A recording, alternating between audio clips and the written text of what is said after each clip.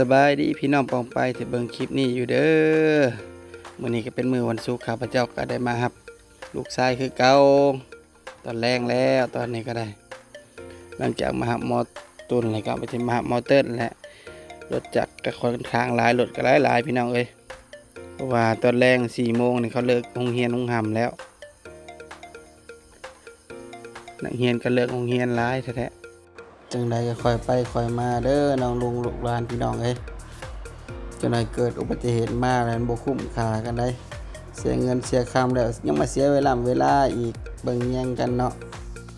นี่หมอตันนี่ก็กำลังขึ้นรถพอได้ครบคณะกันเท่านั้นพี่น้องเอ้ยแซวกันบ่แม่นง่ายโดดในล่างนี่ก็ได้ธรรมดาปกติพี่น้องเด็กน้อยเนาะเห็นกันหลังจากนั้นก็ไปรับแม่เพิ่นนะเดินทางไปบ้านสีไข่เมืองไซบุรีพู้นแหละนี่ก็มีป้าไปน้ำแล้วก็ลูกชายหลานแน่แต่ผู้ถ่ายกล้องก็แม่นนางพลเมียนี่แหละ เพิ่นว่าถอยถ่ายบ่เป็นนะขอถ่ายได้เพิ่นว่าข้าพเจ้าก็ว่าถ่ายไปโลด ได้ก็ได้พอได้ให้พี่น้องป้องไปเบิ่งไปแล้วก็แล้วดอกหลังจากนั้นก็ฮอดแล้วพี่น้องบ่ไกลพี่น้อง70 ลักก็ฮอดแล้วหลังจากนั้นก็มาพากันมาสวนนี่แหละข้าพเจ้ามาสวนยางกับน้องเขยมาเลาะเบิ่งว่าน้ำยางออกลายบ่น้ำยางเฮาเป็นได้จังมีดแล้วพอขายแล้วบ่ พอแบ่งเงินแบ่งคำกันใช้แล้วบ่มีได้เฮ็ดหมูหนึ่งพี่น้องพอได้แกงกินแรงนี่ก็ได้บ่มีหยังกินแรงกกดูเฮานี่ก็ได้โอบ1 อบไปแล้วมีใครสนใจอยู่บ่เนาะ เว้าไปสั่นล่ะพี่น้องบ่ได้อยากขายดอกเอาไว้ให้หมอตันใช้งานเวลาเห็นเฮือนเฮ็ดซานหลังจากนั้นก็พากันมาตัดไม้ไผ่เพื่อไปเฮ็ดแนวเน็บคันบ่เบงพี่น้องนี่แนวเน็บคันบ่เบงเฮานี่ก็ได้นี่ข้าพเจ้าเราเรียบร้อยแล้วนี่นะก็มาเฮ็ดเป็นรีบแล้วก็มาเน็บคันบ่เบงนะเพราะว่าแม่หมอตันขายคันบ่เบงพี่น้องวันสิ้นมาสิ้น8สิ้น15ค่ำนี่ก็ได้มานั่งขายอยู่แคมทางและแถวเกียรติ8นี่ถือว่าประหยัดค่าใช้จ่ายไปหลายเติบพี่น้องเอ้ยมีไม้ไผ่บ้านเป็นของตัวเองไม้ไผ่อยู่สวนก็หลายแต่พี่น้อง4-5 กอพุ่นน่ะไอ้ตัดมาลำเดียวเด้อพี่น้องลำเดียวในกระสอบนี่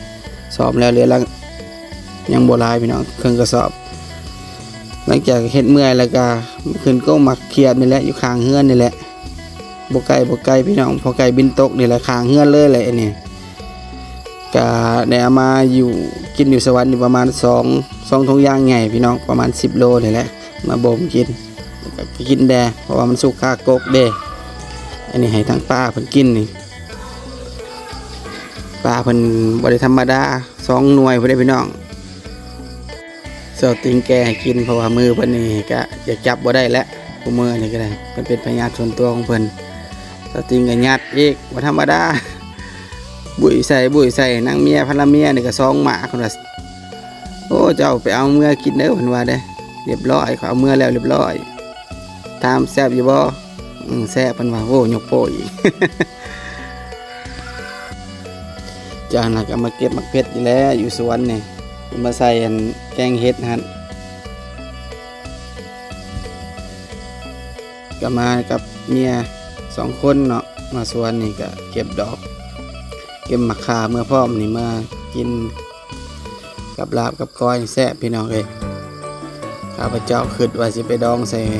น้ำปลาที่พะโล้นั่นแหละดองไว้ยามเมาอยากกินกับลาบกับก้อยก็เอามากินโอ้เสียเงินอีกพี่น้องแน่นี่นะ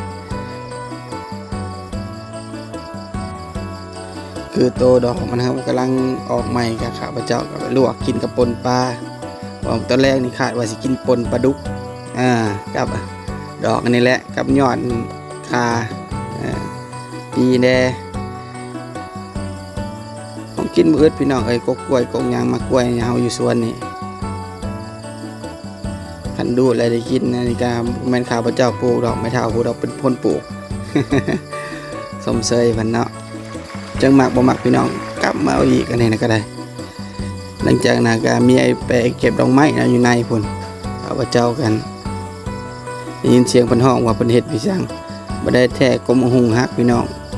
กมหุงเฮาแต่ละกกกระดุกดกพี่น้องเอ้ยกมหุงฮักอันนี้นะคือแต่น่าเสียดายพี่น้องเอ้ย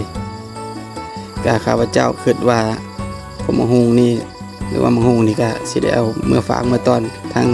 ไอ้น้องพนักงานศาลเฮาพุ่นแหละอยู่แขวงเฮาพุ่นแหละอยู่ของการพุ่นแหละมาเอาอันกระสอบใส่ก่อนพี่น้องคือว่ามังหุงมันฮักนี่ก็บ่ธรรมดานะพี่น้องข้าพเจ้าใส่กระสอบหนึ่งพอพี่น้องเป็น2สอบสิได้เอาเมื่อให้ทั้งเงินทั้งข้างหันแล้วก็พี่น้องปองไปไอ้น้องอยู่ศาลประชนแขวงเฮาหันแบ่งกันกินพี่น้องก็มังหุงฮัก น่าเสียดายลีนคำมันสุกนี่โอ้ยบ่ง่ายพี่น้องความแซ่บความหวานเนี่ยบ่ให้เว้าเลยเพราะว่ามันหนากกนี่นะมังหุงกกนี่นะหลังจากนั้นก็ย่างมาเบิ่งสวนมันหรือว่าเบิ่งแม่หมอตัดนั่นแหละเก็บดอกไม้สวยเพิ่นเก็บดอกไม้ไปเน็บคันมาเบ่งขายดอกไม้ก็บ่ได้ซื้อพี่น้องเอ้ยเก็บของตัวเองซะก่อนคันได้มาบ้านแล้วนะเวลาบ่ได้มาก็บ่ได้มาเก็บอันแหละก็ได้ซื้อปกติอยู่เฮือนก็มีอยู่ปลูกเล็กน้อยไม่เท่านี่ก็ดูเกินโพดแล้วได้นี่ผักในตู้ก็บ่อึดมังงาก็บ่อึดกงงาก็มีพี่น้องกงงาใส่ขวดใส่นั่นใส่นี่ให้หน่อยพี่น้องเอ้ยกงงาเพิ่นก็ปลูกโอ้หลายอีหลีนี่กงงาทางพันละเมียก็ว่าเจ้าทายยังกระดักกระดอกแท้บ่จะสิสวนน้ำค้อยถ่ายไปให้พี่น้องเบิ่งนี่แล้วว่าซั่นเด้ถ่ายไปถ่ายมาฟ้าครึ้มซ้ำพี่น้องเอ้ยฟ้าครึ้มอยู่ได้ก็ครึ้มซ้ำพากันเมื่อซะก่อนบัดนี้ก่อนจากกันจากคลิปนี้ข้าพเจ้ามีคำสุภาษิตมาฝากคือจงเฮ็ดมื้อนี้ให้เป็นคือมื้อสุดท้ายที่เจ้าอยู่ในโลกนี้เพราะว่ามื้ออื่นบ่ฮู้ว่ามีหรือแท้หรือบ่ขอขอบใจบรรดาทหารที่ติดตามชมขอบใจหลายๆ